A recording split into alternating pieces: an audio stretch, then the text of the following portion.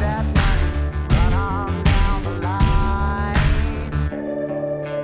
Take that money run on down the line.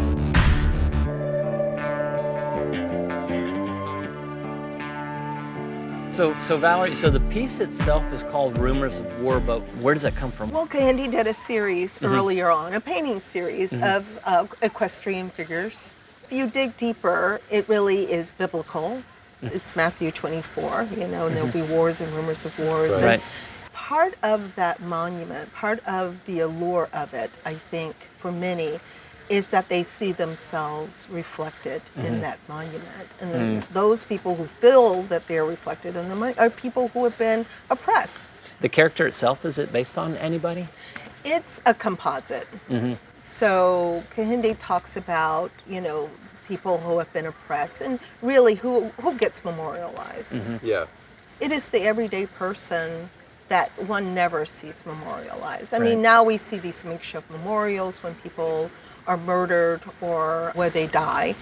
That's what he wanted to create, a memorial to those who have died at the hands of, in this case, of police. So that rider is really a composite of all of the people who had suffered and died. It's a poignant piece Yes.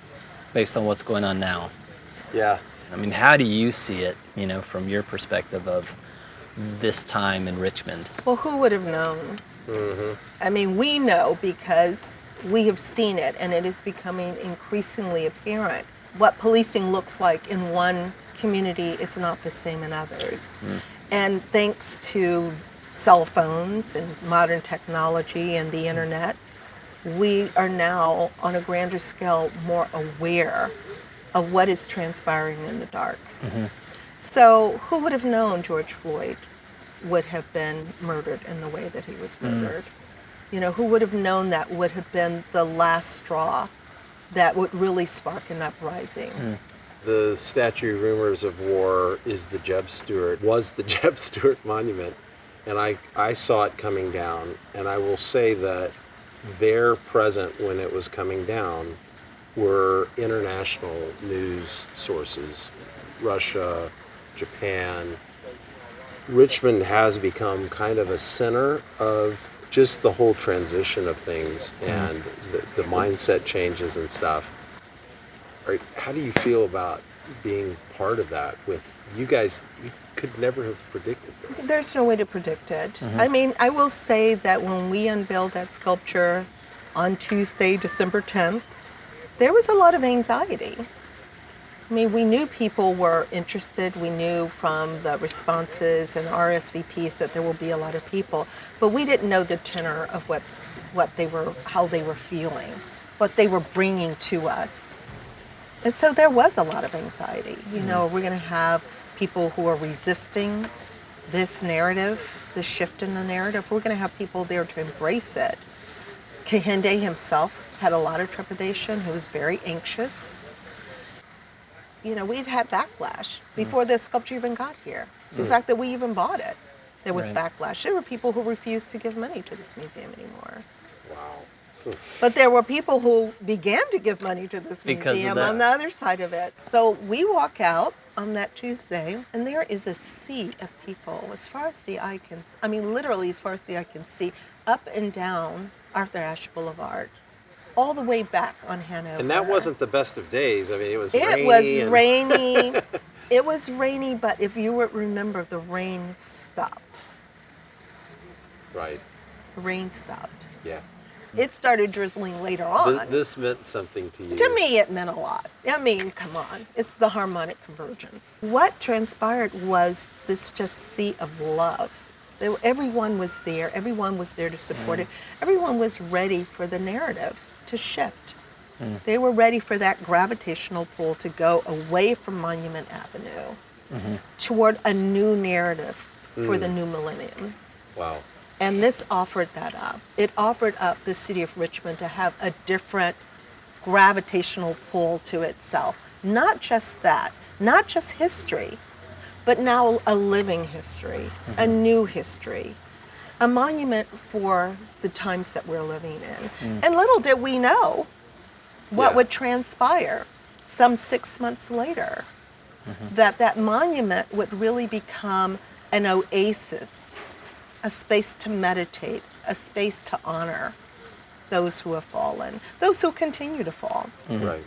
Is there a sense of pride from the African American community? Is that consumed differently from the white people? How do you feel like it's being received? It's been intergenerational. It's been multi, diversity, very much like the people who are out on the streets today.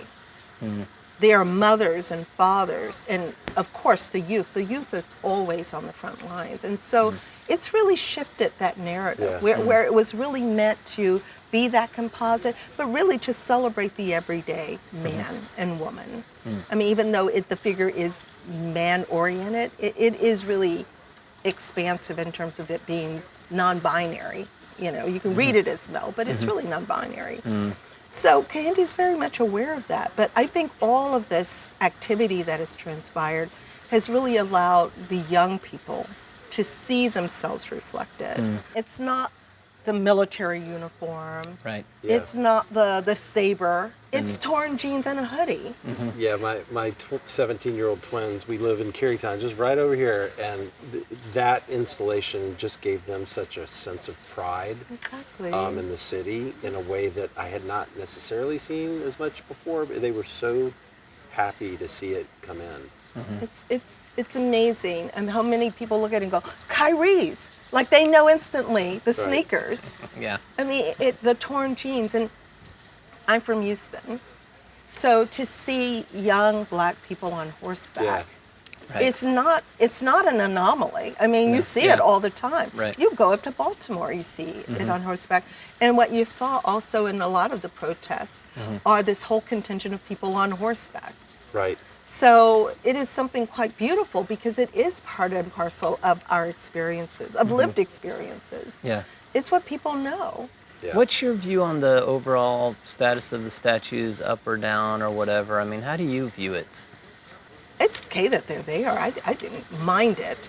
I know it stood as a symbol of oppression, a world order that was enacted to continue to keep people economically, socially depressed. However, it's part of the sediment. I mean, to erase them is almost like erasing history, right? You need that push. You need to remember. We live in this society where we're in a state of constant amnesia. There's always the new, the next thing, the next thing. People don't even know their histories.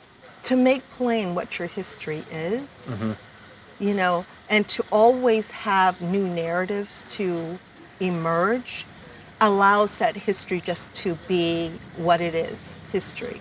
BMFA, you guys physically are located right next to the Daughters of the Confederacy.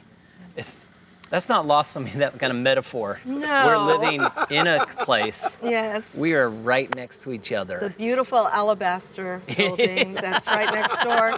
I'm sure they have a curator not as good as yourself. Well, I'm sure they do. Who's rewriting history as we speak. Yeah. I mean, it isn't. I mean, and the United Daughters of the Confederacy were a part of that whole movement of erecting. Right, that's how the That, funding yes, exactly. came. That's exactly the way, and the textbooks. Right. So in terms of affixing a narrative, they were part and parcel of that. So you're constantly in a state of acknowledging history, but also expanding that history. Right. There was a soliloquy, there was only one person speaking, and they were not telling the right story. Do you guys feel like you have a responsibility to help the rest of the community understand this point in time or what we could be? I mean, what is the role of VMFA in the community, Well, I mean, this museum is the people's museum. Yeah. And our role is to really be reflective of the community that we sit amongst. We are here to tell the stories. And we're an encyclopedic museum, so we could be very thoughtful in how we do that. History is constantly unfolding. Right. And artists speak to that. Artists are not the sort of romanticized notion of being, hermetically sealed, and they're just working and endeavoring in a vacuum. Artists are citizens of this country. They absorb the things that are happening in the world. Do they want to reflect it verbatim? Do they want to repeat it verbatim? No. You know, sometimes they're speaking to history, the history that has been, the history of art. They are always in conversation. And so it's my job to bring those conversations to the museum.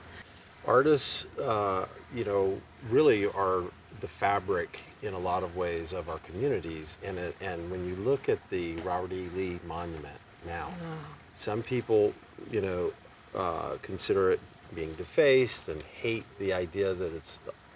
I see it as beautiful. Actually, It's gorgeous. it's like a bunch The of Robert E. artists. Lee now Yeah. Yes. of today, because again, I will Yes. say It's we the passed People's Monument. It we is, passed by it, and and I said hashtag fixed. They fixed it, Yes, you know. yes. And almost now I'm like, I Because it's kind of just don't want to see all it down. colorful, you know? and Yes. Right. there's so many different beautiful pieces that people have come and painted. It's the People's Monument. Everyone, you know, that mark making. Yeah. Everyone has had a mark Right. Yeah. on this space. And not only what it looks like, but the activities that happen. There's music that happens there. There's poetry readings. There's dance performances that happen. There are projections that are projected Right. onto the base. And Monument Avenue looks so powerful to me now. It is something about the vacancy of those pedestals that speak more. I mean, you don't even have to put anything It's on the those negative pedestals. space. It's the negative space. There's something really powerful about that. And even though it kind of evolved actually, because a lot of the tags and the graffiti started very angry, and I completely understand it. It did kind of evolve over time into something even less aggressive and more beautiful, in the sense that just people wanted to make a beautiful spot. It became a place where people congregated. Well, then you're thoughtful about what you're going to put onto the statue. Yeah, You know, as opposed to exactly. just a rage. You know, now it's like, okay, well, what's my contribution Yeah. to this thing? Yeah. You know, Well, what am I and saying? it's I'm sorry to cut you off, but it's the fact that as you walk around, you're learning about all of the people who have been failed, right? All the people who we failed as a society. So when you walk around and you're reading about Tamir Rice, and you're reading about Sandra Bland, and you're reading about, you know, Michael Brown, you know, you are creating a place of peace for them. Yeah. So maybe that's why that mark making became Right. so less angry Right. and more about love and more about Memories. memories and Right. a persistence, a resistance. You know, a resistance to being erased and forgotten. That's why there's the hashtag say their names. Right. When you say someone's name, you keep them alive. You know. That's the first thing, you know, that people who kidnap people, or, you know, whatever terrorist organizations do, is to call you a number. They assign you a number, because as soon as you give a name to somebody, it personalizes things, and they don't want to do that. And it's interesting, that comment that you just made about, you know, just saying the name is important to memorialize them. It's funny, the statues, I think 6 months ago or whatever, it was always a question of binary. Do you think they should be up or should they be down? It's just that. And then the Robert E. Lee thing now is that middle ground. Yeah. You know, it's almost like I'm okay with it kind of staying up, as Well, long as it's still it'll have this to come down. dynamic thing. You know, yeah, at I mean, some it's point, not you know. sustainable in the Yeah. long run. Right, exactly. Yeah. It's one of those things where it's art. It's like calls you to attention. You're trying to make and then you're trying to make a decision of what do I feel about that, you know? And oftentimes I feel like in today's society, it's whose side are you on? Everything's binary, right? Which party it is, you know, where do you identify? Where do you land on this? And I feel like art oftentimes helps to blend that. There's plenty of stuff when we try to do our storytelling, we talk about there's good, and good happens all over, but it's oftentimes messy, and it's Yes. never purely good or purely bad. It's just, I'm not sure even those two extremes exist. Right. Yeah. Well, you realize that nothing is monolithic, right? There's Yeah. no monolithic response, and it's all relative. It's all along a scale. What's good for you may not be good for me, or we could kind of agree somewhere in the middle. But we are all united. I mean, we're all part of the human family. So it really behooves us to really get it right for everybody. Yeah. You know, we're all affected. It's a domino effect. And that's why I think these protests are so powerful. Race is inextricably linked to class. It's Right. about an economic disempowerment, right? But we're all feeling disempowered economically, Yeah. you know? So we're all in this together. It's become a class issue. It's a race issue, but it's a class issue too. Yeah. People don't see where are we going in this society when we're making the ability to have an education so extreme. Like that's aspirational. Right. Why should it be aspirational to go to To college? have a decent education. To have a decent education. Why is it that you work and you're not making enough money to even have a quality of life? Yeah. That they're working poor people. There are people who work, get up every day and go to work, and they're poor. How do we sustain this society? So if we're not out on the streets saying this is wrong, and we're evoking John Lewis. Oh my God, I love that I man. know, yeah. We're all linked in this together. And when you see something wrong, you have to say something. You have to Right. stand up and say this is wrong. Right. Yeah. Because if we don't, what will happen is we will feel the effects one way or another. Yeah. But part of it is the way that we think. We would rather bring benefits to people who destroy livestock because it's about insurance rather than feeding people Yeah. who need food. We give them benefits for doing that. So it's just a whole way that we think in this country needs to be challenged. And I think that's what's happening. And hopefully we go through all the messiness to come out on the other side a lot better. You know, the COVID-19 has really underscored the disparities in so many things. How we live, people live more densely than others. There was an amazing thing in the New York Times about temperature and climate change and how redlining has affected Right. neighborhoods that are hotter, that there are not enough, they're food deserts. I mean, all of these things underscore the health issues that are Right. happening. And that affects all of us because those people are now essential workers that live in those densely populated places that are adversely affected by climate change. Right. It's an awesome responsibility to be a curator. Privileged, sure people love you. Sure there's people that don't love you. But that being said, being a curator in Richmond versus where you grew up in Houston, I mean, what's unique about Richmond that you've got a chance to hear versus anywhere else do something? First of all, I mean, Houston's amazing, but as far as the art's concerned, you are like a little bitty mouse screaming into the ether because of the cacophony that the city has. I mean, you're the arts and culture competing with the ballet and the symphony, the Rockets and the Dynamos and the, Right. you know, And the the sports Texans, and teams. you're Yeah. drowned out. But here in Richmond, as you can see, this museum becomes the center of city life. It really is. It's amazing. And you have the megaphone. You don't even need a megaphone. You're like, no, they can hear me. I'll just project. It's amazing. So the impact that you can have is so much greater. Truly. I love Richmond. I love the history of this city. I love the history of the Mid-Atlantic in general. And there's so much to play upon. You know, I mean, artists love history.